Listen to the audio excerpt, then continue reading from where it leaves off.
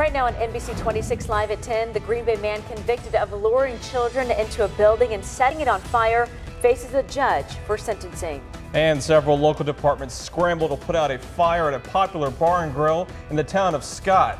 Plus, prisons overflowing with inmates, what legislators plan on doing to solve the state's overcrowded prison problem. Now, the Green Bay man accused of luring 4 children into the 1001 Club and setting it on fire last year, sentenced today to 5 years in prison. Tonight, we hear his message for the victims' families. I would like to say that I am really sorry for my actions, and I apologize to the families that I have hurt and everybody that has been traumatized by my actions. Those actions putting Jesus Alfredo Casciovetta Quinton 5 years behind bars. Last year, police say he lured 4 children into this building where the 1001 Club used to be. He punched and kicked them and locked them up before trying to set the building on fire. And that I know what I did was wrong, and I would like to make amends as soon as possible. The state says he deserves a lengthy punishment. The defense, on the other hand, say because he's mentally unstable, treatment is more important. Casciovetta Quinton vows to the judge he can change his ways. I'm going to take the prison time that I get in prison to go to school and learn skills that I need in society, and to go to college and also prepare myself for society. The judge is concerned he's a big risk to the community. Casciovetta Quinton says if he does time, he'll come out a better man. The sooner I get done with prison, the sooner I can start doing amends for my actions. Just pay my restitution, get a job, and help my family. Now, Casciovetta Quinton will also be on 15-year supervision. Once he's released, he's not allowed any contact with victims or minors. Green Bay police say a man is in custody for a shooting. Police say a woman has non-life-threatening injuries. That woman, who is in her early 20s, drove herself to an area hospital with a gunshot wound to the back. The shooting happened in downtown Green Bay. Police say the man and woman knew each other, but officers are still investigating. They do not believe the public is in any danger. Investigators in Appleton looking for a suspect they say is armed and dangerous. 29-year-old Terrence Moore is wanted in connection to a shooting on the 1600 block of Clark Street. There were multiple reports of shots fired inside and outside of a home around 4 a.m. on Sunday. Moore is considered armed and dangerous, and police warn you not to approach him and contact police right away. New information is live at 10. The Oak Ridge Bar and Grill in the town of Scott suffering substantial damages, according to firefighters on the scene tonight. They say they got the call just before 6 this evening. The fire reportedly started in the kitchen. Everyone was able to get out safely. Firefighters say renovations over the years made it difficult to fight the fire. The building has been remodeled numerous times. In that case, there's different ceiling heights and different roof lines, and we're having trouble getting to the fire because it's trapped between the different roof lines. Crews from 7 different departments helped put out the fire. Its cause is still under investigation. 5 people out of their homes tonight. 1 person hurt after an early morning fire in Markesan. Now that fire is still being investigated. NBC 26's Shara Taylor joins us in the Green Bay newsroom with the latest details. One resident returning to his apartment and saying he was too devastated to speak on camera. This afternoon, insurance adjusters are examining the results of the Markesan fire, which left Stubby's Bar destroyed and Sheer Image Salon damaged. Markesan Police Department officials say Stubby's Bar suffered severe structural damage, and the building next door, where Sheer Image Salon is located, has fire and water damage. 2 other buildings also received smoke damage. Markesan police say they received a call from the bar owner at about 2 o'clock this morning. Grand River Fire District and other local agencies responded. Officer Watry says they fought the fire until about 8 a.m. They're not sure how the fire started. The owner even wasn't really sure what had happened. It came from the kitchen area that he has in the back. He makes like pizzas and sandwiches and things like that, so maybe something happened there, but this time we're not 100% sure. Watry says the adjusters only spoke with business owners and the fire is still being investigated. The officer says the Red Cross is helping those people displaced by this fire. Keeping you connected, Shara Taylor, NBC 26. 2 people are safe tonight after a mobile home fire in Kiel. It happened just before 2:30 this morning on Lax Chapel Road. 1 person does have minor injuries. The home and car were destroyed. The cause of that fire remains under investigation.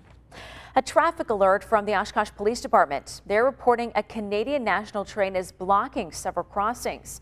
Nevada Avenue at Broad Street, Murdoch Avenue west of Bowen Street, and Harrison Street at Nicolay Avenue were blocked by a train with mechanical problems tonight. They advise travelers to avoid those intersections. Well, we are following a weather alert tonight because tonight will be the coldest night in 3 weeks. And for that reason, a frost advisory has been issued for most of northeast Wisconsin. Temperatures will be dipping down into the lower and mid 30s by tomorrow morning. Well to the north and west of the Fox Valley, we will see some upper 20s. So with that frost advisory, a widespread frost or freeze is likely. Cover any of your tender plants if you haven't done so already, or bring those potted plants inside if you don't want them to get damaged from the cold. Temperatures quickly rising tomorrow morning with that sunshine, mid to upper 30s. Look for 60 degrees, however, by the final bell. Back to you.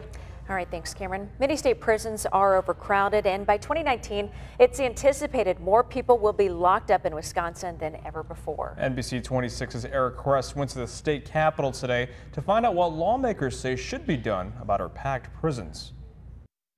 Here in Madison, state lawmakers are well aware that nearly 23,000 people are incarcerated across the state. Now, they're also aware that something has to be done to change the trend. We really have to start thinking out of the box. We're locking too many people up. Today, NBC 26 spoke with Representative Michael Schra and State Senator Dave Hansen about the overpopulation of Wisconsin prisons. Minnesota has about half the amount of prisoners locked up as we do in our state prisons. They do a great job with community service and the rest and treatment. We can do a lot better. We may have to send prisoners out of state again, which nobody wants to do because that's expensive. One solution Representative Schra is pitching at the Capitol is to send some drunk driving offenders, which are dealt mandatory prison sentences, to treatment or rehab for 12 to 18 months in Winnebago County. When you're in therapy that long, 12 to 18 months, it's hard to fool people, and you're really going to get at the issue. He says that could keep as many as 2,000 people out of prison every year and help those people keep their jobs and save taxpayer money. We're not getting softer on crime, but I think that there's a realization that some of the lower level offenders, it may not be best suited for them to be sitting in prison for 5 or 10 years. We can do better. And I wish we could find a bipartisan way to work together again like we did back when I first started. Keeping you connected in Madison, I'm Eric Kress with NBC 26. Representative Schra is asking for $5 million to launch his treatment pilot program in Winnebago County. He says he has already spoken to Governor Walker's office about the idea, and they seemed receptive. People living in Brown County could see a sales tax to help pay for a new expo center. County Executive Troy Strackenbach made the proposal during his state county address tonight. He's suggesting a half-cent sales tax for 72 months. This is a positive direction.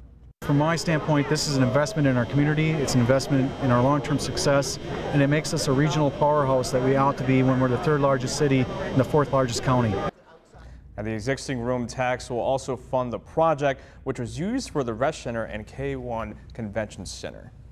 The Wisconsin legislature passed a package of bills today designed to combat opioid abuse, which has reached epidemic proportions. The 9 proposals, approved nearly unanimously by the Senate, were expected to be quickly signed by Governor Scott Walker, who called lawmakers into a special session to take up the bills. The State Assembly has passed a package of legislation to fight homelessness in Wisconsin. The 4 measures have bipartisan support and easily cleared the Assembly today. Some Democrats, though, have argued the proposals don't go far enough in fighting homelessness. A bill eliminating minimum wage requirements for state construction projects is moving forward. The bill was voted out of committee today and moves to the full Senate for a vote next. Governor Walker has said he does support this bill. Well, still ahead, we like to use social media to keep up with family and friends, but when does it get too much and start impacting your self-esteem? What parents should be on the lookout for? Plus, a Manitowoc teen honored today for her tireless efforts helping homeless children in Northeast Wisconsin.